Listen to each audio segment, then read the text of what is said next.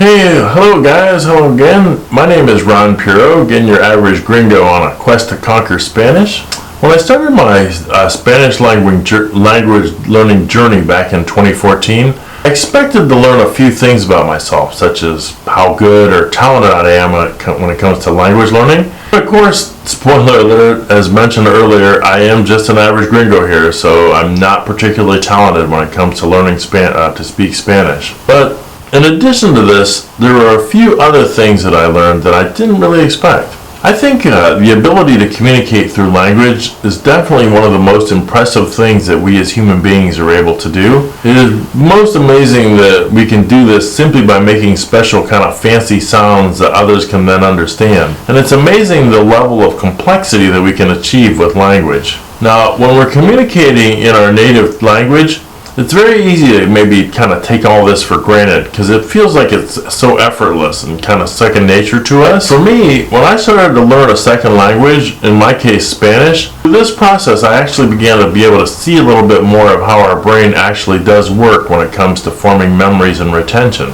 So I find that when it comes to language learning, if there is a particular subject that I'm studying, for example, verb conjugations for regular Spanish verbs ending in AR, ER, and IR, I can study that subject matter for long periods with lots and lots of repetition over many days. But often, even with all this effort, I'll sometimes find that I still actually can't recall what I've just learned. So it's kind of like my brain has a selective memory and it chooses to forget the very things that I've been working so hard to remember.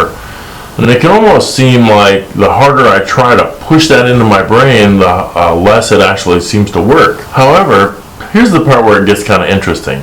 I found that if I take a break from studying that specific material and focus on something else for a few months, by either maybe focusing on something completely different in Spanish, or even if I would take a break completely and study just a totally different subject, I found is that after I returned, those verb conjugations, kind of like almost magic, or suddenly knowledge is actually sunken into my subconscious. At that point, recalling it will become much, much easier. So it's kind of as if my brain has moved those verb conjugations out of the conscious mind and put those more into the subconscious. And it feels like the brain maybe does this because the space in your conscious mind is actually kind of limited, and it needs to free up some space for what you're actually focusing on at the moment, like if you moved on to a new subject, for example. Now, this phenomenon of improved recall after a break is actually backed by science. It's called memory consolidation, or the spacing effect. Now, according to a research paper titled "The Spacing Effect and Its Relevance to Second Language Acquisition," written by John Rogers,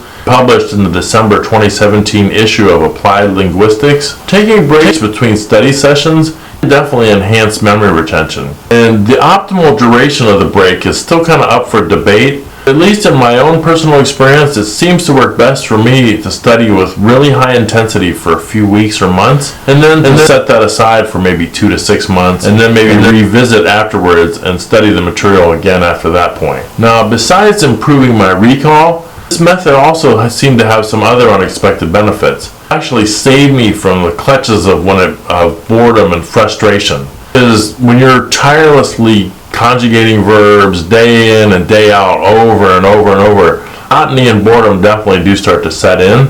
And I would start to feel kind of burned out when this happened, and maybe start to actually even dread my Spanish study. But I found that maybe taking a break and diving into something new and fresh always kind of bring me back to the excitement and keep me going a little bit better.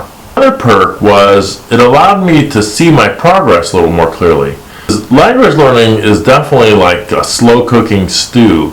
Sometimes the flavors need to kind of blend and develop, and so then there's a long intermediate stage. You're not really a beginner anymore, but you're still a long ways from fluency. Progress can kind of feel elusive. So what's happening is you're slowly progressing, but the improvement is too gradual for you to be able to see. It's such a small difference from day to day.